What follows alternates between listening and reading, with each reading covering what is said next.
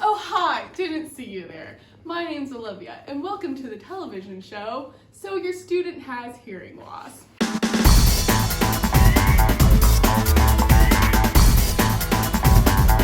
On today's episode, we got a letter, which I will read for you now. This is from a kindergarten teacher named Mrs. Nesbitt. I'm a kindergarten teacher who has a student who is hard of hearing. When the educational audiologist did my classroom observation, she made notes saying that I need to change a few things in order for my student to hear better. I'm writing to you to see if you have any helpful hints and tricks that could help make my accommodations for my classroom the best that they can be. With love, Mrs. Nesbitt. Well, Mrs. Nesbitt, you're in luck because today's episode is all about accommodations to the classroom. So follow me!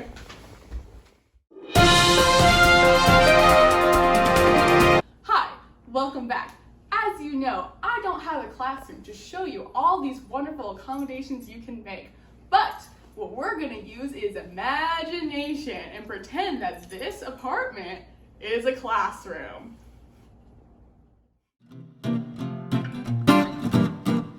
Does your classroom sound like this when you walk around?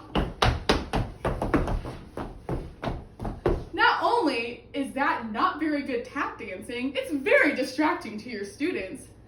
You know what can help with that? Rugs! Not only will rugs' beautiful design help liven up your classroom, it will also help absorb that nasty clogging sound. So you can go from this to this. And it'll help keep your student focused on only your voice and not distracted by this sound anymore.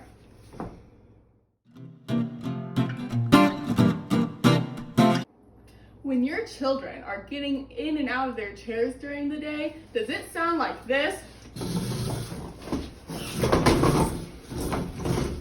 Well, you can help that by putting tennis balls on the bottom of the chair. Just like so. And you can go from this to this. Just as easy as pie. Don't have any tennis balls? Go to your nearest tennis court. There's sure to be some lying around there.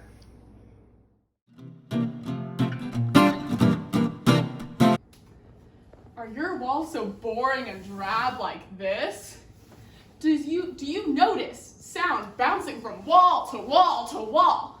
Well, a simple solution for this is to get some lovely artwork. Now, it's not enough just to get these beautiful photos from Target, but you should put a corkboard behind it to help absorb that background noise. Also, even if you just have one big plain corkboard up on the wall, it's a great way for you to showcase your students' artwork and the good job that they're doing this year.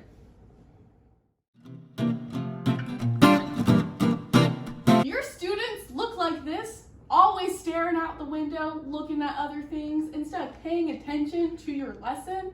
Do you hear road noise constantly during class? Do you hear other people outside for recess?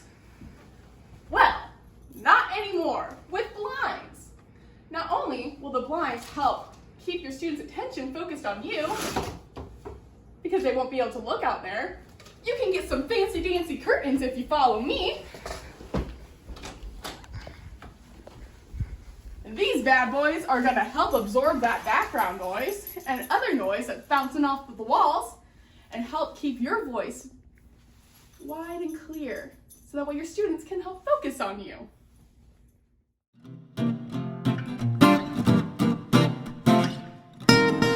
Those accommodations to our classroom were great and they really helped liven up the space for our little kindergartners.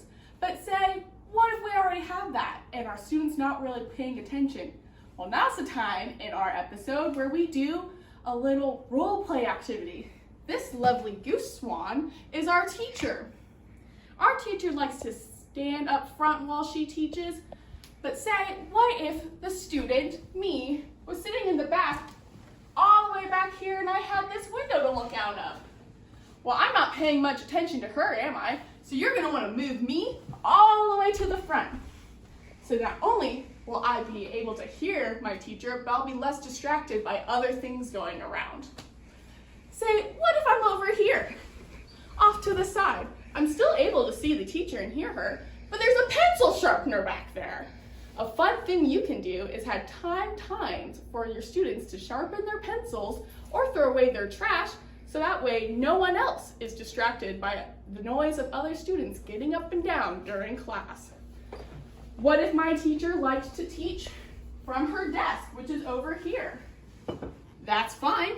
That's great and all. You just need to move your hard of hearing students over closer to the teacher so that way they are able to hear them better. Boy, that was fun. Well, that concludes today's episode. I hope you found that very helpful, Mrs. Nesbitt, and all the other teachers out there. On next week's episode, we're going to go over how to do a daily listening check with your students' hearing aids. I'll see you next time. Bye!